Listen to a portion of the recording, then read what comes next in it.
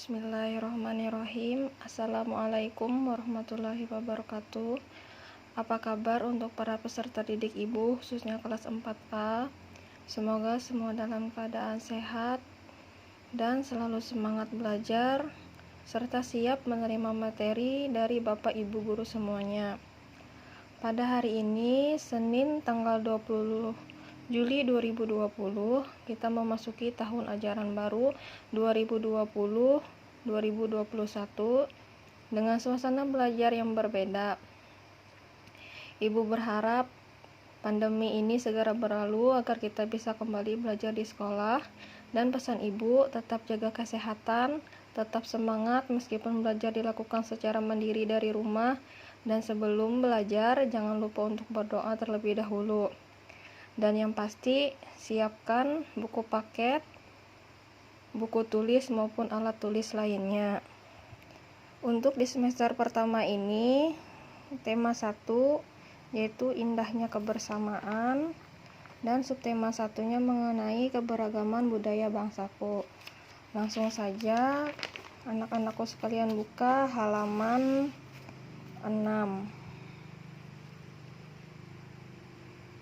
Nah, di sini pelajaran pertama yaitu bahasa Indonesia, di mana kita diminta untuk mengidentifikasi gagasan pokok dan gagasan pendukung.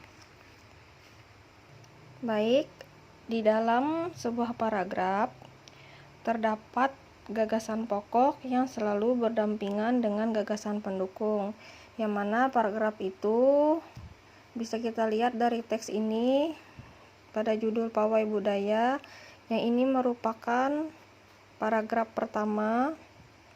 Kemudian dari sini paragraf kedua, dan dari sini merupakan paragraf ketiga, dan yang terakhir ini merupakan paragraf keempat.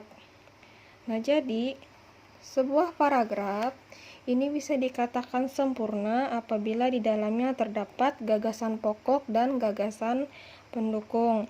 Perlu diingat, dalam satu paragraf ini hanya terdapat satu gagasan pokok dan yang lainnya menjadi gagasan pendukung. Kalian tentunya bertanya-tanya, apa itu yang dimaksud dengan gagasan pokok dan juga gagasan pendukung?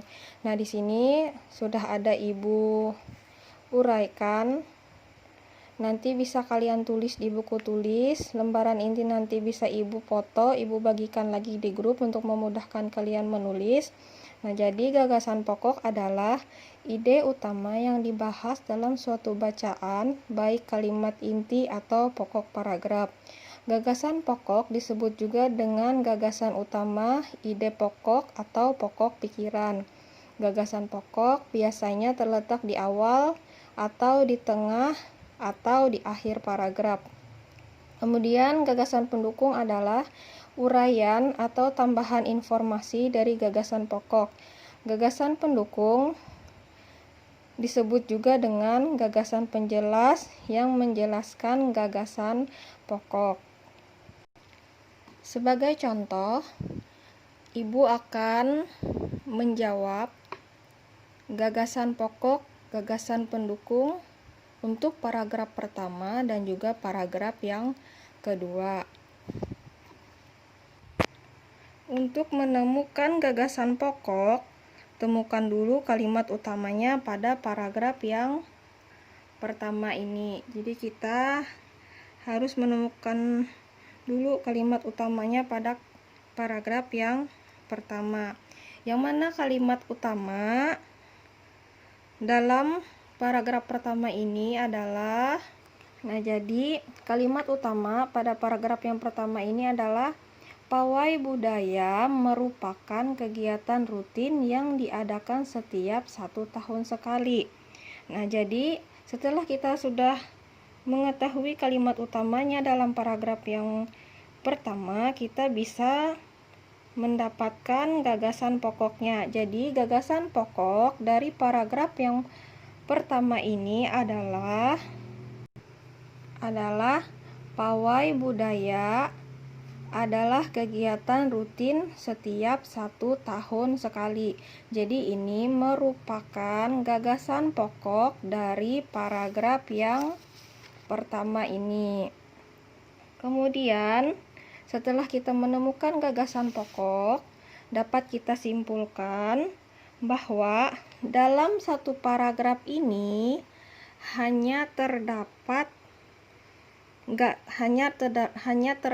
satu gagasan pokok dan kalimat yang lainnya ini menjadi gagasan pendukung. Kemudian yang mana yang merupakan gagasan pendukung dari paragraf yang pertama ini?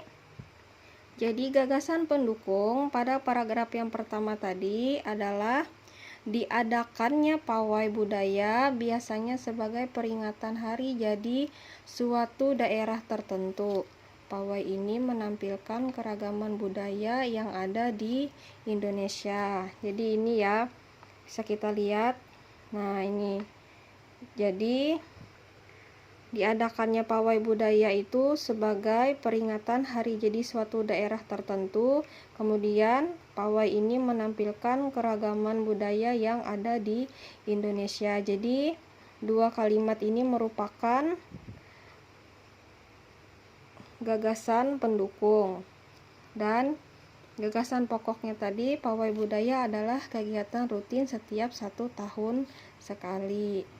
Selanjutnya kita akan mencari gagasan pokok pada paragraf yang kedua. Nah, jadi paragraf kedua itu dimulai dari sini sampai sini. Nah, jadi sama halnya dengan paragraf yang pertama, kita untuk menentukan gagasan pokok, kita harus tahu dulu yang mana yang merupakan kalimat utama dari paragraf kedua ini. Jadi, dalam paragraf yang kedua ini, kalimat utamanya adalah samar-samar terdengar suara gamelan yang menandakan rombongan pawai makin dekat. Ini merupakan kalimat utama. Setelah kita mendapatkan kalimat utama, kita dapat menentukan gagasan pokok dari paragraf yang kedua. Jadi, gagasan pokok pada paragraf yang kedua itu adalah suara gamelan menandakan rombongan pawai makin dekat. Kemudian, selain itu kita juga harus mencari gagasan pendukung. Yang mana yang merupakan gagasan pendukungnya yaitu rombongan pawai tersebut memakai kostum yang berbeda-beda.